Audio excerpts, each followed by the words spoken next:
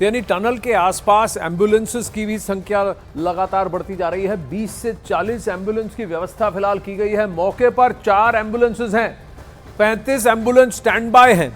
Tunnel से निकलते ही ambulance के जरिए मजदूरों को उत्तरकाशी ले जाएगा, जैसे कि सत्येंद्र अभी बता रहे थे। इन एम्बुलेंस की तस्वीरें ये भी यहां तैयार हैं इस वक्त। उत्तरकाशी में टनल के पास एम्बुलेंसेस तैनात हैं। टनल के पास ये देखिए, ये वो तस्वीरें हैं जहां मेडिकल टीम ऑफ डॉक्टर्स हैं। 4 एम्बुलेंसेस साइट पर मौजूद हैं और 35 के करीब स्टैंड बाय पर हैं अगर आवश्यकता पड़ी। 41 मजदूर हैं कुल।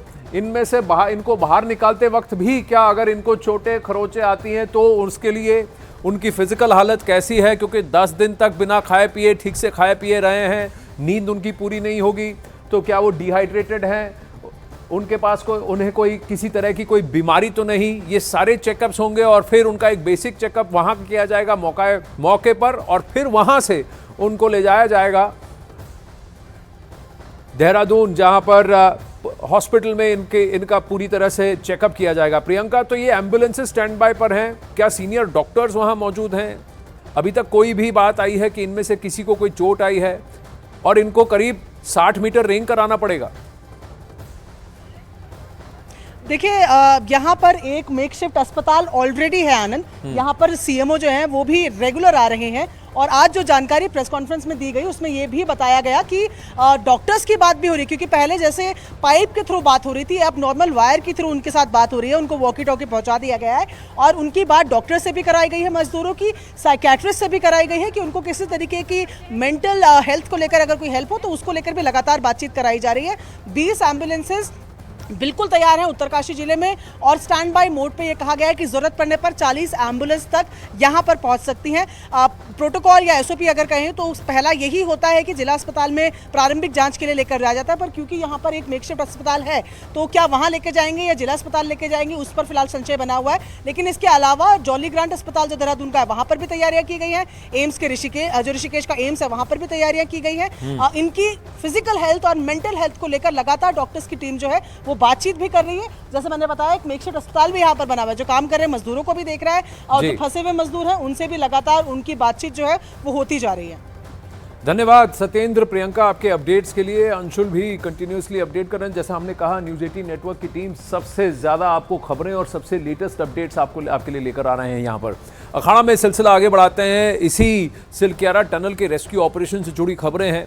टनल में मजदूरों तक पहली बार कैमरा पहुंचा था, और सबसे बड़े राहत की बात यह थी कि सभी के सभी मजदूर सही सलामत हैं। सबकी गिनती हो गई, सबसे बातचीत हो रही है। टनल के अंदर से सुपर एक्सक्लूसिव वीडियो भी सामने आया है, जिसमें 11 दिन से टनल में कैद मजदूर साफ दिख रहे हैं। वीडियो में साफ ये दिख भी रहा है कि मजदूर सुरक्षित हैं और उनका मनोबल स्ट्रांग है। 12 नवंबर 2023 की सुबह 5:30 बजे 41 मजदूर सुरंग के 260 मीटर अंदर काम कर रहे थे। तभी 205 मीटर से लेकर 260 मीटर के बीच में यहां पर घटना घटती है। यहां पर ये मजदूर फंसे हैं, यहीं पर मिट्टी का धसाव होता है। सभी काम करने वाले लोग अंदर ही फंस गए। जिस जगह पर भूस्खलन हुआ वहीं पर वही हिस्सा सिलक्यारा की तरफ है, और राहत की बात यह है कि वहां टनल बन चुका है, इसलिए मजदूर लैंडस्लाइड से तो सुरक्षित हैं। मजदूरों को बचाने के लिए नई रणनीति के तहत 8 एजेंसियां एक साथ 5 तरफ से टनल में ड्रिलिंग कर रही हैं। अमेरिका से लाए गए ऑगर मशीन्स की मदद से धसे हुए हिस्से को ड्रिल भी किया जा रहा है। अगर ऑगर ने अच्छा काम किया और सफल रहा तो 2 से 3 दिन में ये सारे मजदूर बाहर आ सकते हैं। अब इसको ढंग से समझते हैं कि ये जो एरिया है, इसी एरिया में सबसे ज्यादा ये मजदूर यहां फंसे हुए हैं। यहां सिलक्यारा की तरफ से ही पाइप डाला गया है। यहां आखिर का 17 मीटर बचा हुआ है हार्ड रॉक के बीच में, जहां से इसको ड्रिल किया जाएगा। ऊपर से पाइप जाएगी और यहीं से रेंग कर सारे मजदूर बाहर आएंगे हॉरिजॉन्टली। तो ये पाइप्स ऐसी लगी होंगी तो आपको रेंग कर आना पड़ेगा बाहर। यहां से वर्टिकल ड्रिलिंग की कवायद भी शुरू हो गई है। यह सबसे मुश्किल है क्योंकि यहां 88 मीटर उनको ड्रिल करना पड़ेगा। अब देखते हैं कि अगले 24 घंटों में यह टास्क पूरा होता है कि नहीं, क्योंकि एक दिन में लगभग 17 से 18 मीटर ड्रिलिंग हो रही है। वहीं उत्तरकाशी में 11 दिन से टनल में फंसे मजदूरों को निकालने के लिए उत्तराखंड सरकार से लेकर सुरक्षा एजेंसियां तक दिन रात लगे हुए हैं। दिन रात इन्होंने एक कर दिए हैं। टनल के अंदर 8 राज्यों के 41 मजदूर फंसे हैं, जिन्हें रेस्क्यू टीम खाने के लिए कुछ न कुछ भेज भी रही है। लगातार उनसे बातचीत भी चल रही है। अब तो वीडियो ऑडियो कांटेक्ट भी एस्टैब्लिश हुआ है। मंगलवार रात को मजदूरों को पाइप के जरिए शाकाहारी खाना भी भेजा गया।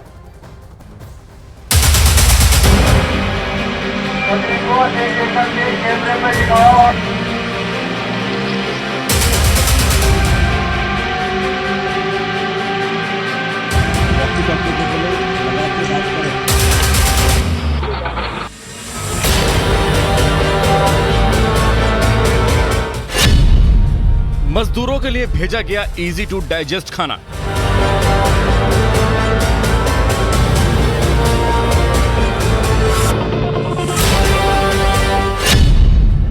छेंज के पाइप से मजदूरों तक पहुंचाया गया खाना।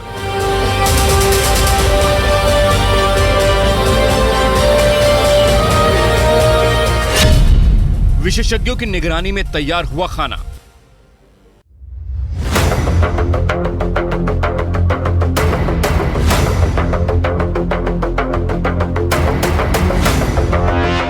पुलाव से लेकर रोटी सब्जी, फल फ्रूट से लेकर वॉकी टॉकी और पानी से लेकर ऑक्सीजन तक, ये सभी चीजें उत्तरकाशी के टनल में फंसे मजदूरों तक 6 इंच के पाइप के जरिए पहुंचाई जा रही हैं।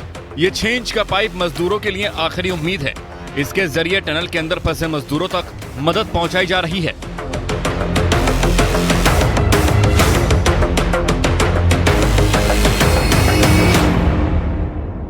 मंगलवार को मजदूरों को रात के खाने में पाइप के जरिए पुलाव, मटर पनीर की सब्जी, दाल और मक्खन के साथ रोटियां भेजी गईं। मजदूरों को भेजे गए खाने को विशेषज्ञों की निगरानी में तैयार किया गया था। कम तेल और मसालों के साथ तैयार हुआ यह खाना इजी टू डाइजेस्ट वाला था। मजदूरों को रात में खाने के 150 पैकेट भेजे गए।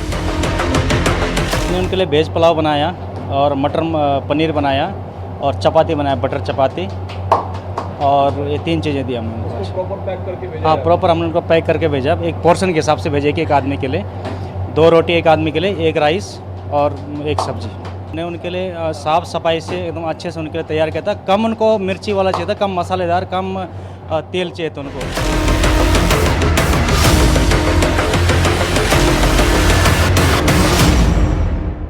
मंगलवार को खाने की पैकिंग में भी बदलाव किया गया। सोमवार को प्लास्टिक की बोतल में खाना पैक किए जाने की वजह से इसे मजदूरों तक पहुंचाने में दिक्कत हुई थी, जिसके बाद अब छोटे छोटे पैकेट में खाना पैक किया गया। इससे पाइप के भीतर पहुंचने में दिक्कत नहीं होने का दावा किया गया है। सारे पैकेट करीब 3 इंच की गोलाई के बनाए गए हैं। टनल में मलबे के पीछे फंसे मजदूरों को हर 1 घंटे खाना दिया जा रहा है। सुबह फल के साथ खिचड़ी, दलिया, साबूदाना, सोयाबीन मजदूरों तक पहुंचाया जा रहा है। मजदूरों को टनल के अंदर से सुरक्षित निकालने के लिए दिल्ली से लेकर नॉर्वे तक के एक्सपर्ट्स की मदद ली जा रही है। सोमवार को पहली बार मजदूरों को खाना भेजा गया। इससे पहले ड्राई फ्रूट्स और अन्य सामान भेजे जा रहे थे। मजदूरों को टनल के अंदर पर्याप्त हवा मिलती रहे, इसके लिए ऑक्सीजन की भी व्यवस्था की गई है। लेकिन जब मंगलवार को पहली बार टनल के अंदर मजदूरों के सुरक्षित होने की तस्वीरें सामने आईं, तो हर किसी ने राहत की सांस ली और उम्मीद जागी कि जल्द ही इन लोगों को सकुशल बाहर निकाला जाएगा।